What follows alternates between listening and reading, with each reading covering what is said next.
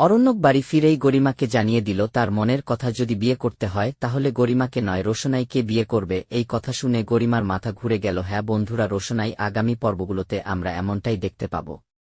অবশেষে রোশনাইকে তার মনে কথা জানিয়ে দিল, সে রোশনাইকে ভীষণ ভালোবাসে।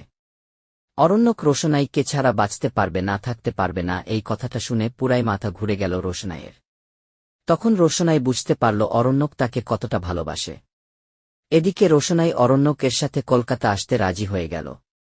এদিকে পরিবারের সবাই আনন্দে থাকলেও যখনই অরণ্যক রোশনাইকে নিয়ে বাড়িতে আসে তখন তো সবারই মাথা খারাপ হয়ে যায়। যে রোশনাইকে বিয়ে হওয়ার কথা আজকে অন্য কারো সাথে, কিন্তু সে এখানে কি জন্য এলো, তাও আবার অরণ্যের সাথে।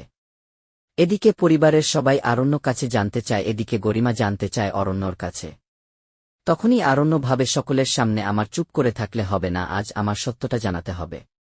তো বন্ধুরা, তাহলে এইবার কি আর অরণ্য সত্যটা বলে দেবে? সে রোশনাইকে ছাড়া অন্য কাউকে বিয়ে করতে পারবে না, অন্য কাউকে ভালোবাসতে পারবে না।